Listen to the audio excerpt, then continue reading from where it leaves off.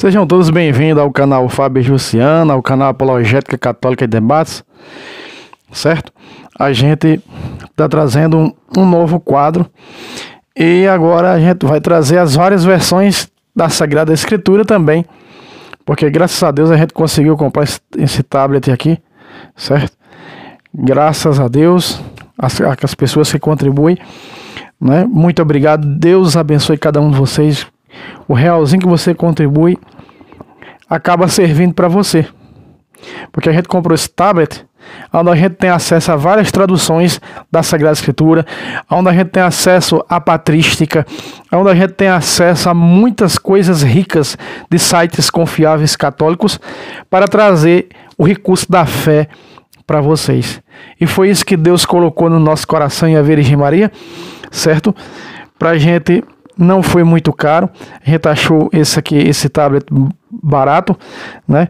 E a gente conseguiu aí comprar esse tablet e a gente vai trazer muita coisa da fé católica. E para começar nesse novo quadro, né? Trazendo através do tablet, nós estamos num site muito bom. A gente não vai divulgar site, tá?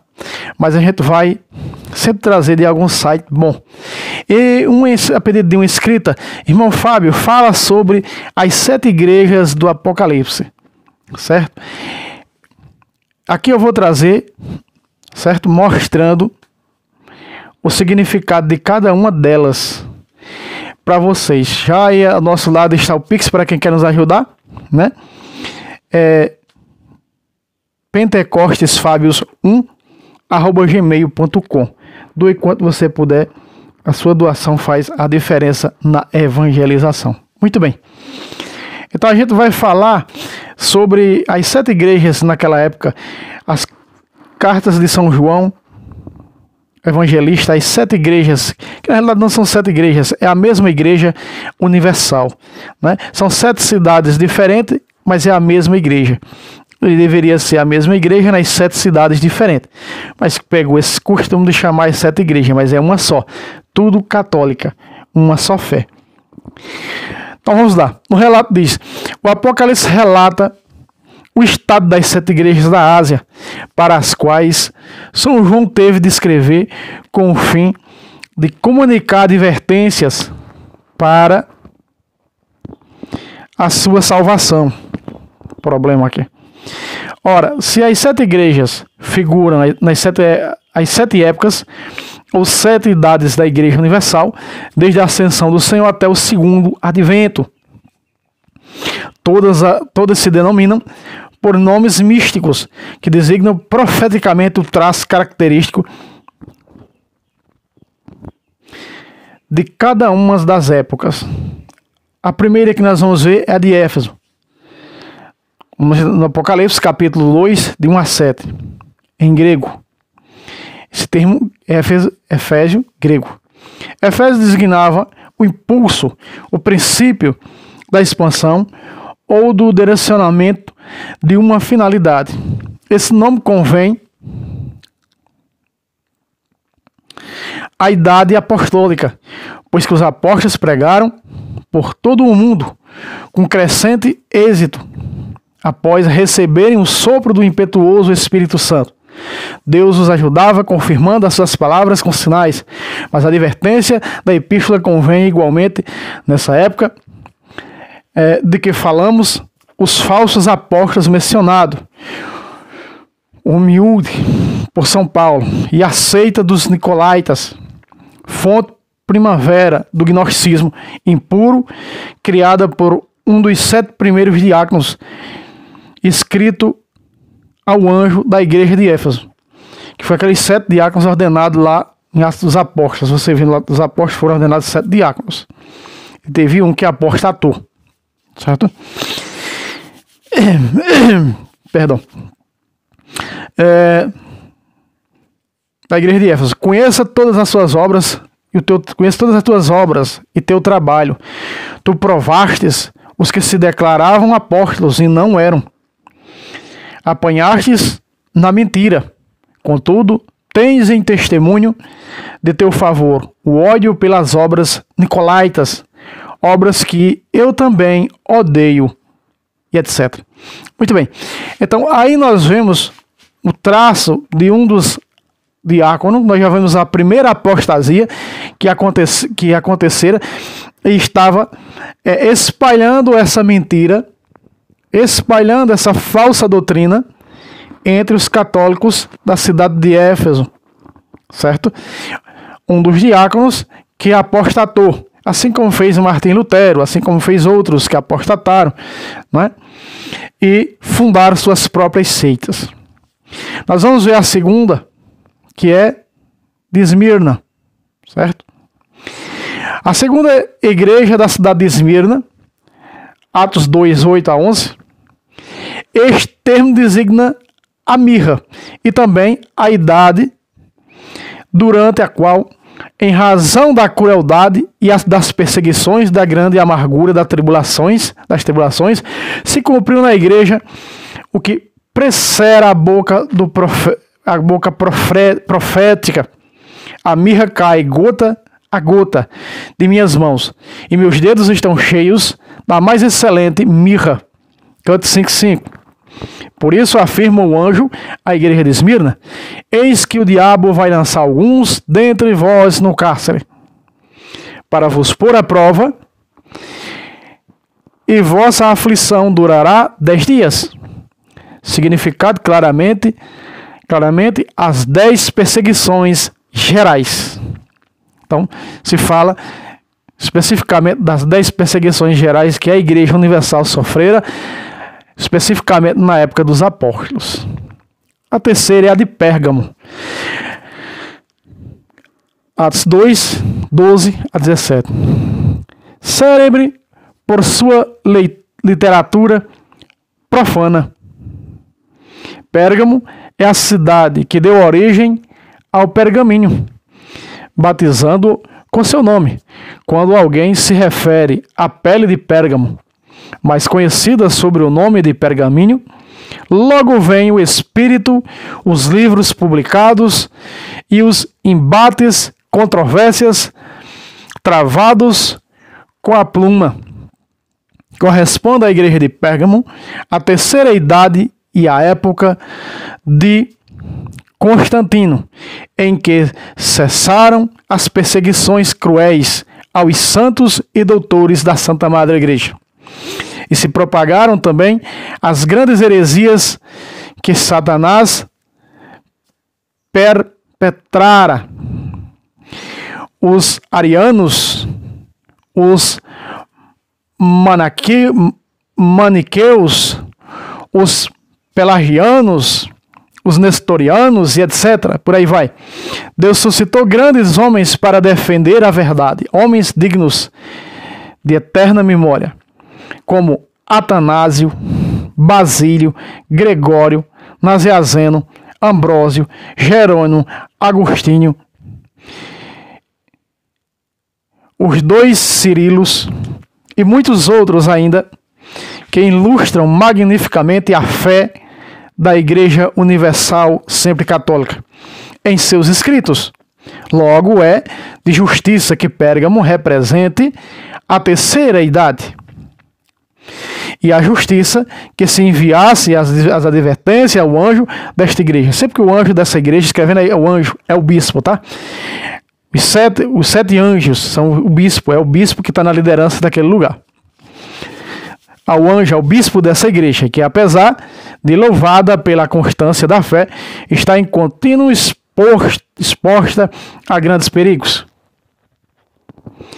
visto que habita na sé do trono do diabo, havendo de se defender do sítio das doutrinas heréticas.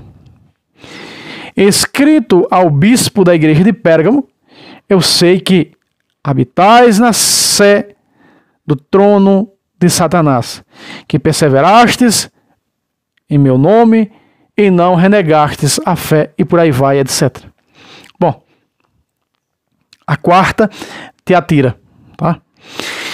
Que lugar sucede a Igreja Católica de Pérgamo e a de Tiatira? Está lá 2, 18 a 29 de Apocalipse.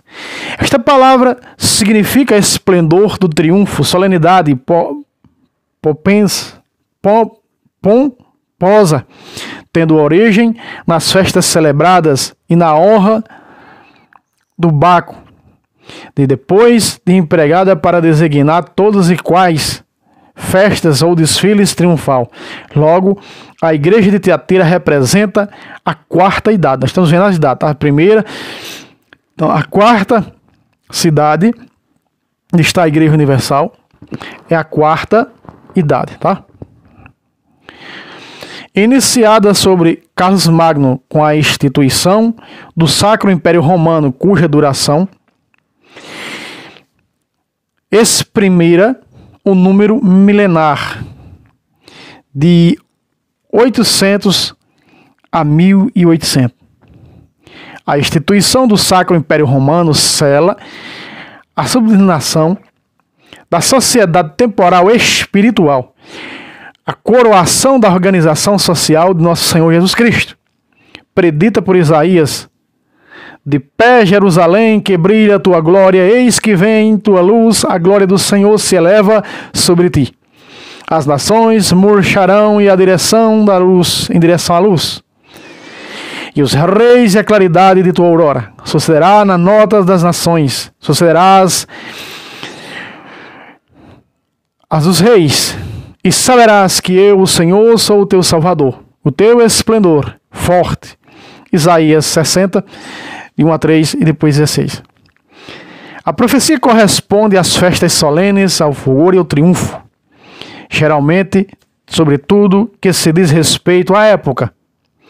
O bispo da igreja de Tiatira escreve: conheço tuas obras, teu amor, tua fé, tua boa vontade, são tuas últimas obras mais abundantes que as primeiras. Entretanto, não faltaram maus, pois que o ministério da iniquidade está sempre com as mãos à obra, enquanto durará a vida presente. O triunfo da igreja militante não será maior do que a que convém. Na figura de Jezabel se anunciam os cismas funestos e as heresias que assolaram nesta época a cidade de Deus. Por exemplo, o cisma dos gregos no século XI, a heresias dos albigenses no século XI, no século XII, sobretudo a impiedade dos protestantes no século XVI, data a partir da qual o Império Cristão entra em decadência, se preparando pouco a pouco, sem que ninguém percebesse a idade da Revolução. Quinta, Sarde. Por isso teve em Tiatira, sucedendo-lhe, a quinta cidade onde está a igreja. A de Sardes, está no 3, de 1 a 6, de Apocalipse. Sem dúvida, Sardes é a célebre cidade da Lítia, onde reinara Cressos. Ela sugere, assim, a abundância do ouro e a prata, as riquezas seculares, a exercitar as paixões, a ostentação e a prosperidade material. Daí, o que se refere a essa igreja sobre a decadência.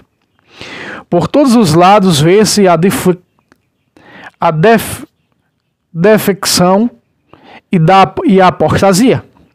São poucos os que se conservam na fé em Jesus Cristo, enquanto muitos se afastam da religião verdadeira. Em Sardes existem pessoas que não mancharam suas vestes, e ainda passas por vivo, mas estás morto. Passas por vivo, já que possuis a ciência, a liberdade, a civilização, o progresso, mas estás morto. e te assentas nas trevas e à sombra da morte, para que rejeitas a luz da vida, que é o nosso Senhor Jesus Cristo. Por esta razão disseram ao bispo desta igreja: sede vigilante, confirmai os que iam morrer, ordenando-lhes instantaneamente de continuar fiel aos ensinamentos dos santos apóstolos.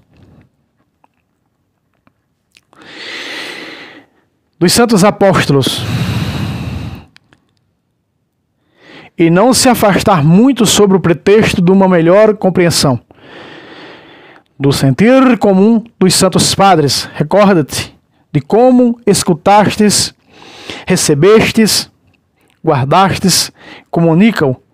Eis que a resposta à quinta idade é essa. Mas o que se segue é mais animador. A sexta cidade, Filadélfia. Após as igrejas de Sardes, surgiria a sexta igreja, a de Filadélfia. 3 de 7 a 13, Apocalipse. Tudo que se diz dela é bom, sobretudo por causa da chegada do momento capital, mas insígnia singular dos tantos momentos desde o começo da história até os dias atuais.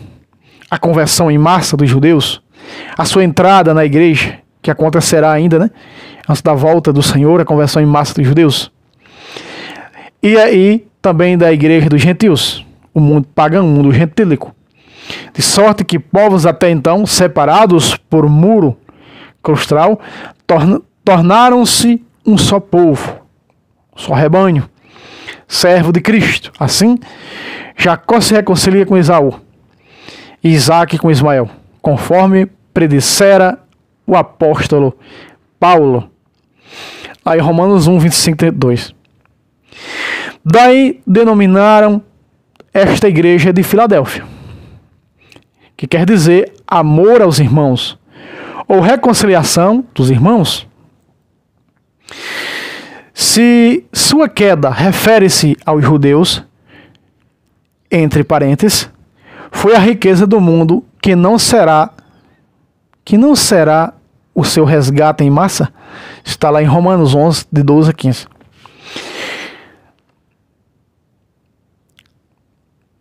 Quando vier este tempo, deve-se esperar uma admirável subjugada, uma expansão da vida cristã em todo o mundo. Em signo de vitória do Cristo e da Igreja sobre a revolução subjugada. Disse eu não destruída, não destruída, sobre Satanás. A revolução deste extremamente recupera suas forças, inflama-se no intenso furor, apresentando-se para a batalha, para a guerra definitiva contra o seu adversário, o Cristo daí. Aviso ao anjo, à igreja, o bispo da igreja de Filadélfia, sobre a proximidade da hora da provação, que vai se abater sobre todo o mundo, para provar os habitantes da terra. Está aí falando, da tribulação derradeira que a igreja passará, ou como alguns chamam, de grande tribulação. Certo? Muito bem. Vamos ver aqui. Logo vem Laodiceia, a cidade de Laodiceia. Assim resta a sétima e última igreja, a de Laodiceia. 3 de 14 a 22 de Apocalipse. Laodiceia significa julgamento dos povos, indicado com clareza a época da consumação dos séculos, quando Cristo virá por sobre as nuvens do céu para julgar os vivos e os mortos. Mateus 25, de 31 em diante. As considerações acerca das 7 igrejas do Apocalipse, ou das 7 idades da Igreja do Cristo, amigo leitor, talvez não te apareçam improváveis. Concluímos que a idade que vivemos é a quinta, que já estamos na nossa época. A quinta idade da defecção, da apostasia e do liberalismo. Idade medianeira entre Teatira e Filadélfia. Entre o fim do Sacro Império Romano e a renovação, que o apóstolo não hesita em comparar a ressurreição dos mortos. Romanos 11:15. Tomar a nossa interpretação não se afaste da verdade. Em meio aos males presentes tão numerosos e graves, de que padecemos, ela faz-nos nascer a esperança da restauração futura e de poder falar assim e contra a revolução. Busquemos o reino de Deus e sua justiça, não desprezando mais do que devemos prestar atenção, não é? Nem esquecendo que é possível publicar a influência salutar à Igreja, que se já escreveu sobre a piedade. Ela é em todos útil, tendo em si a promessa da vida presente e futura, fora da qual não existe salvação. Atos capítulo 2, versículo de 42 a 47. Caro amigo que nos acompanha, irmãos e irmãs, vocês podem meditar dentro desses versículos nas traduções verdadeiras da Bíblia Sagrada, tanto na Ave Maria como na Vulgata Latina de São Jerônimo. E você vai compreender que não existe salvação fora da igreja fundada por nosso Senhor Jesus Cristo. Porque fora dela, mesmo que você um dia foi batizado, volte para a igreja de Cristo. Mesmo que um dia você foi batizado nela, mas você apostatou dessa fé, você tornou-se pagão. Quem aqui está dizendo isso, Fábio? Não, a Bíblia Sagrada. Capítulo 18, versículo 17 de Mateus está escrito: se não ouvir a igreja, seja para ti como pagão. Ou seja, como o pagão que não se salva porque não tem o sacramento do batismo, então, fora da qual não existe salvação. Se você vê o capítulo 2, versículo 47 de Atos dos Apóstolos, ali Jesus colocava mais pessoas nessa igreja que estava a caminho da salvação. Fora dela não há salvação. Efésios diz que para dar glória a Deus tem que estar na igreja que Cristo fundou, deve pertencer à igreja verdadeira, fora da qual não há salvação. Deus abençoe a todos. Compartilhe esse vídeo com seus grupos católicos, de apologética, de patrística, de sua paróquia. Deus abençoe a todos, não é? Salve Roma, salve Maria Imaculada, sempre virgem.